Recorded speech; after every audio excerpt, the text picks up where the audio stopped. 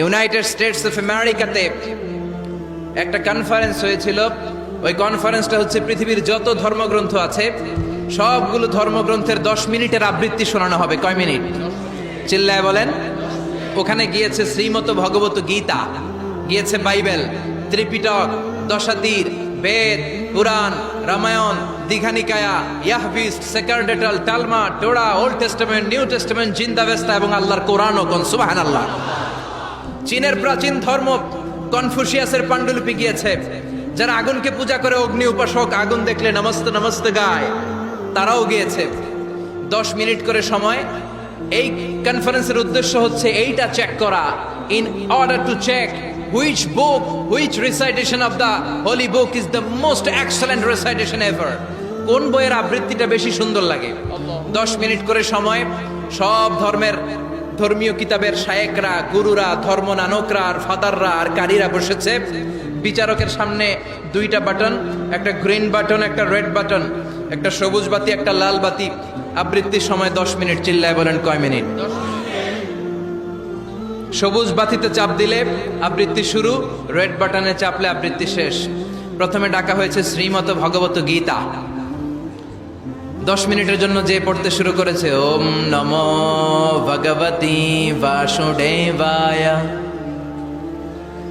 10 minute পড়েছে। পড়ার পরে বিচারক রেড বাটনে প্রেস করেছে, সময় শেষ, নেমে গিয়েছে। এরপরে ডাকা হয়েছে ত্রিপিটক, বিনয় পিটক, শাম পিটক, অভিধর্ম পিটক মিলে 3টা পিটক। এটা বৌদ্ধ ভাইদের কিতাব। এরা বলে ওম শান্তি, ওম শান্তি। আসলে মিয়ানমারে ওরা যা করছে ওদের বলা দরকার ওম অশান্তি, ওম অশান্তি। ওরা বুদ্ধাং শরণং গচ্ছামি, ধাম্মাং শরণং গচ্ছামি পড়তে পড়তে 10 মিনিট শেষ, চলে গেল। এরপরে ডাকা হলো দশাতীর, দশাতীরের ওরাও পড়লো। এরপরে ডাকা হলো গ্রন্থ সাহেব, পড়লো। জিন্দাবেস্তা পড়লো 10 মিনিট। এরপরে ডাকা হলো ভ্যাটিকান সিটির পোপকে। গত মাসে পোপ আসছিল না? এই পোপের আগের পোপ, তাকে ডাকা হলো to recite the Holi Bible for 10 minutes. 10 মিনিটের জন্য বাইবেল পড়তে আসেন। উনি এসে ওনাদের বাইবেল পড়ে গেল 10 মিনিটের জন্য। ওনার বাড়ি হচ্ছে ভ্যাটিকান সিটিতে, ইটালির রোমের মাঝখানে স্বায়ত্তশাসিত একটা আলাদা দেশ আছে। ওইখানে শুধু পোপরা থাকে, যারা বিয়ে টিয়ে না করে খ্রিস্টানদের ফাদার, প্রোটেস্ট্যান্ট, অর্থোডক্স আর রোমান ক্যাথলিক, ওরা সেইখানে রাজ্য স্থাপন করেছে। গোটা বিশ্বের খ্রিস্ট ধর্মকে তারা চালায়। তারা 10 মিনিট সব ধর্ম গ্রন্থের আবৃত্তি এবং তেলাওয়াতের পরে সর্বশেষে মুসলমানদের ধর্মগ্রন্থ কোরআন আবৃত্তি করার জন্য ডাকা হয়েছে। এসেছে মিশরের কারি Abdul Basit ibn Abdus Samad. যারা ওনার তেলাওয়াত শুনেছেন দেখবেন উনি তেলাওয়াত করে আবার সময় নেয়, আধা মিনিট শ্বাস নেয়, আবার লম্বা দম নিয়ে তাল লয় নিয়ে টান দেয়, আবার পিছন থেকে টান দেয়। তাকে ডাকা হলো now the representative of Muslim community Abdul Basit ibn Abdus Samad will now recite the holy book Quran for 10 minutes. মিশর থেকে আসা মুসলিম জাতির প্রতিনিধি তাদের ধর্মগ্রন্থ কোরআন নিয়ে এবার 10 মিনিট তেলাওয়াত করবে। কয় মিনিট? উনি দাড়ি রাখেন না, ক্লিন শেভ, পাতলা একটা চাদর আর জুব্বা পরে চলে এসেছে মাইকের সামনে। এসে আউযু বিল্লাহি মিনাশ শাইতানির রাজীম বলে টান দিয়েছে। সময় কয় মিনিট? উনি সূরা ফাতিহা পড়তে সময় নিয়ে নিছে 13 মিনিট। শ্রীমত ভগবত গীতাওয়ালারা হাততালি দেয়, সময় শেষ, কোরআন গেছে। কিন্তু কি আজীব তামাশা, বিচারক তো লাল বাতি চাপে না। বিচারককে লাল বাতি চাপার বিষয়টা ভুলিয়ে দিয়েছে কে? কেউ যেটা পারে না সেটা পারে কে?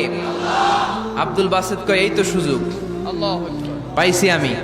বিচারক যেহেতু লাল বাতি চাপে না, আমি আরেকটা সূরা ধরি। উনি কোরআনের সবচেয়ে সুন্দর সূরা, সূরা আর রহমান তেলাওয়াত শুরু করলেন। উনি উনার গলায় আল্লাহ যত সুর দিয়েছিলেন সব সুর, দরদ, আদর ঢেলে দিয়ে সুরের ঝংকার তুলে পুরো কনফারেন্সকে মাতিয়ে দিলেন। 15 মিনিট হয়ে যায়, বিচারক লাল বাতি চাপে না। 20 মিনিট, 25 মিনিট, 30 মিনিট হয়ে যায়, লাল বাতি চাপে না। এদিকে অর্গানাইজিং কমিটির প্রধান চেয়ার থেকে উঠে এসে বিচারকের গায়ে ধাক্কা দিয়ে বলে, এই man, what's the hell are you doing here? What's wrong with you? Why aren't you pressing the red button? লাল বাতি চাপোস না কেন? ওরে ধাক্কা দেওয়ার পরে বিচারক ভূত দেখার মতো চমকে উঠছে। কি? হ্যাঁ, লাল বাতি।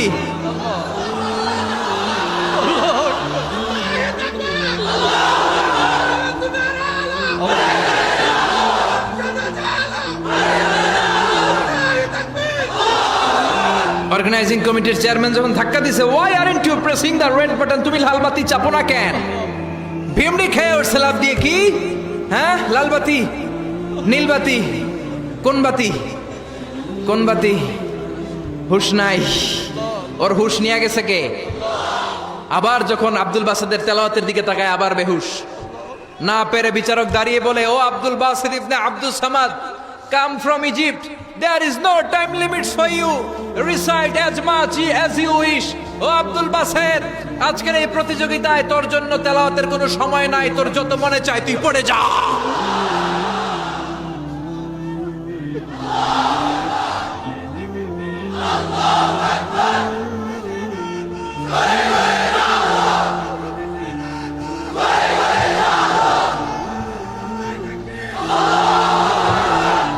চল্লিশ মিনিট সময় ধরে গোটা মুসলিম বিশ্বের অহংকার, মিশরের সবচেয়ে বড় কারি Abdul Basit ibn Abdul Samad গলার সব দরদ আর সুর উজাড় করে কনফারেন্স রুমে সূরা আর রহমান তেলাওয়াত করলেন। কনফারেন্স শেষ হলো, ওই বিচারকের বিরুদ্ধে মামলা হলো তিনটা। কয়টা? যেহেতু আন্তর্জাতিক কম্পিটিশন, আন্তর্জাতিক আদালতে মামলা, সুইজারল্যান্ডের দি হেগে মামলা। হ্যান্ডকাফ পরিয়ে বিচারককে নেওয়া হয়েছে। মাননীয় আদালত বলে, why made you partiality between the books? You have given to Bible 10 minutes. You have given to Srimata Bhagavata Gita 10 minutes. You have given to Tripitaka 10 minutes. Why have you given extra 30 minutes for Quran? সব ধর্মগ্রন্থরে 10 minute দেওয়ার কথা, বাইবেলরে দিলি 10, শ্রীমত ভগবত গীতারে দিলি 10, ত্রিপিটকরে 10, কোরআনরে অতিরিক্ত 30 minute, মানে আগের 10 আর 30 মিলে 40 minute দিলি কেন? বিচারক বলে, অনারেবল জাজ, I have a humble question to you. মাননীয় আদালত, আমার একটা বিনয়ের প্রশ্ন আছে। আদালত তো টাসকি খেয়ে গেছে, কিরে আমার এবার প্রশ্ন করে কেন?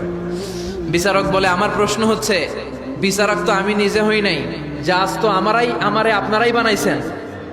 আমি তো ওদেরকে 10 মিনিট দিছি, ঠিক কিনা? আমি তো বাইবেলের 10 মিনিট দিয়েছি। এর কারণ, যখন বাইবেল পড়তে এসেছে আমার হুশ আছে, আমার সময়ের জ্ঞান আছে, আমি সময়ের টাইম ধরে বসে আছি, আমার হিতাহিত জ্ঞান আছে, আমার নার্ভাস সিস্টেম ওকে। 10 মিনিট শেষ, আমি রেড বাটনে চেপেছি, উনি নেমে গিয়েছে, বাইবেলকে ডেকেছি, বাইবেল শেষ, শ্রীমত ভগবত গীতাকে ডেকেছি, গীতা শেষ, ত্রিপিটককে ডেকেছি। কিন্তু এই মিশরের কারি আব্দুল বাসেদ জুব্বা একটা পরে কোরআনটা হাতে নিয়ে মাইকের সামনে এসে কি যে বলে একটা টান দিল, ওই টান দেওয়ার সাথে সাথে আর আমার হুঁশ নাই। আমি কি সাগরের উপর, নাকি মহাশূন্যে, নাকি জমিনের অতল গহ্বরে? আমি কোথায় বসে আছি, আমি কোথায় দাঁড়িয়ে আছি, আমি নিজেই জানি না। আমার সময়ের কোনো জ্ঞান নাই, আমার হিতাহিত বুদ্ধি নাই, আমার নার্ভাস সিস্টেম ফল ডাউন করেছে, আমার শরীরে ভাইব্রেশন শুরু হয়েছে, কাঁপুনি শুরু হয়েছে। মাননীয় আদালত, যখন একটা মানুষের হিতাহিত জ্ঞান থাকে না, যখন একটা মানুষের সময়ে কোনো বিবেক বুদ্ধি থাকে না, যখন কারো নার্ভাস সিস্টেম ফল ডাউন করে, কি এক মন্ত্র সে পড়তে শুরু করলো, আমার হুঁশ সে কেড়ে নিল, আমি কিছুই বুঝতে পারছি না। যখন আমি আমার সাথে নাই, যখন আমার হুঁশ নাই, যখন আমার নার্ভাস সিস্টেম ফল ডাউন করেছে, এরকম একটা পরিস্থিতিতে যখন আমি medically unfit, how can I press the red button? You answer me. কেমন করে আমি লাল বাতি চাপবো তুমি বলো?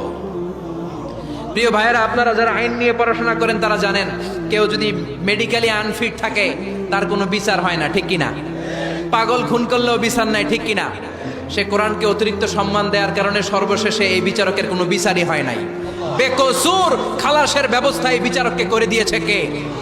এই জন্য ওই কোরআন ধরতে রাজি আছে মুসলমান, পড়তে রাজি আছে মুসলমান, ওই কোরআনের জন্য মরতে রাজি আছে মুসলমান। অনেক আলোচনা হয়েছে, 3টা কর্মসূচি নিয়ে বিদায় নিতে চাই। কর্মসূচি নাম্বার 1, কোরআন তেলাওয়াত করতে জানতে হবে, রাজি আছেন? যারা জানি না তারা শিখবো। 2 নম্বর কর্মসূচি, মাতৃভাষায় প্রতিদিন কোরআন পড়বো। কোরআনের বঙ্গানুবাদ পাওয়া যায় মোবাইলে, অ্যান্ড্রয়েড সেটে কোরআনের ট্রান্সলেশন পাওয়া যায়, বঙ্গানুবাদ। প্রতিদিন একটা আয়াত হলেও আমরা কোরআনের অর্থ পড়বো। 3 নাম্বার, বাঁচি আর মরি কোরআনের পক্ষে থাকবো, চিল্লা এখন ঠিক কিনা?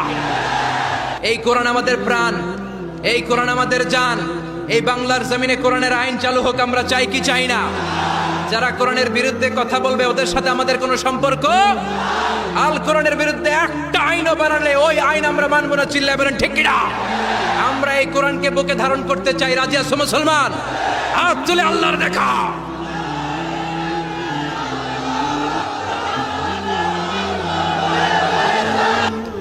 আল্লাহ আমাদের সবাইকে কথাগুলো বুঝার ও আমল করার তৌফিক দান করুক, আমরা বলি আমিন। ওয়া আখির দাওয়ানা আলহামদুলিল্লাহি রাব্বিল আলামিন।